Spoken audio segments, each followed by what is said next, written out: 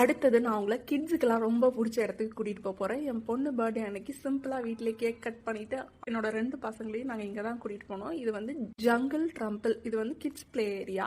யூஸ்வலாக நான் சென்னையிலலாம் இந்த மாதிரி கிட்ஸ் ப்ளே ஏரியா வந்து மாலுக்குள்ளே தான் பார்த்துருக்கேன். பட் பாம்பேயில் வந்து ஒரு பெரிய சொசைட்டி, அதுக்கப்புறம் வந்து ஒரு காம்ப்ளெக்ஸ், அதுலலாம் கூட இந்த மாதிரி ஒரு சின்ன ஸ்பேஸில் இந்த மாதிரி ப்ளே ஏரியா வச்சுருக்காங்க. இது வந்து அந்தேரி டிஎன் நகர் ஸ்டேஷன் கிட்ட இருக்குது.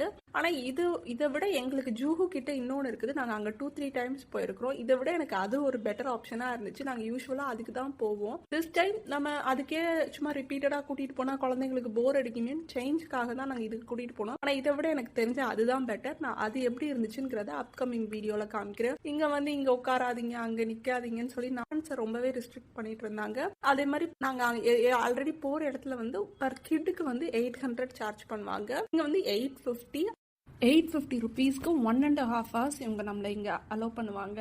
ஆனால் இதுக்கு முன்னாடி நான் ஜூஹூவில் போகிற இடம், ரெகுலராக போகிற இடத்துல வந்து 800க்கு 2 hours பண்ணுவாங்க. ஸோ அதுதான் லாபம். அப்புறம் சில விளையாட்டுக்கள் வந்து பார்த்தீங்கன்னா நீங்கள் எக்ஸ்ட்ரா பே பண்ணணும் அந்த மாதிரி சொன்னாங்க. அது வந்து கொஞ்சம் பிடிக்கல. ஆக்சுவலி உள்ளே நுழைஞ்சிட்டா A to Z எல்லாமே நம்ம ஆக்சஸ் பண்ணுற மாதிரி தான் இருக்கணும். ஆனால் இங்கே அப்படி சொல்லியிருந்தாங்க. அதே மாதிரி வந்து சில இது வந்து ஒர்க் ஆகாமல் இருந்துச்சு. அதுவுமே ரொம்ப ராங். ஏன்னா நம்ம ஃபுல் அமௌண்ட் பே பண்ணும்போது நமக்கு எல்லாமே அக்சஸ் பண்ணுற மாதிரி தான் இருக்கணும்.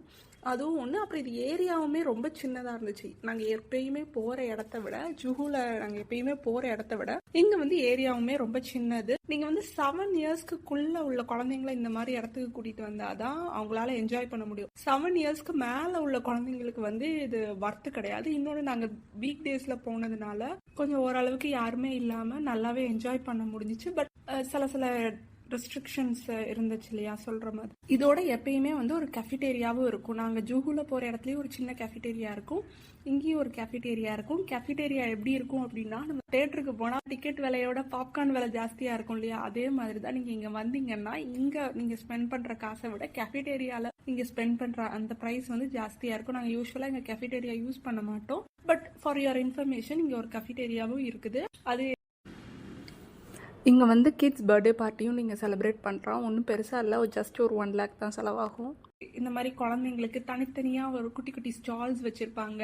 அதாவது சலூன், ஹாஸ்பிட்டல், அப்புறமா சூப்பர் மார்க்கெட்ஸ், அந்த மாதிரி எல்லாம் அவங்கவுங்க அந்தந்த இதில் எப்படி எக்ஸ்ப்ளோர் பண்ணுமோ அதை எக்ஸ்ப்ளோர் பண்ணிக்கலாம். இந்த மாதிரியான பாம்பே பற்றின நிறைய வீடியோஸ்க்கு என்னோட சேனலை மறக்காமல்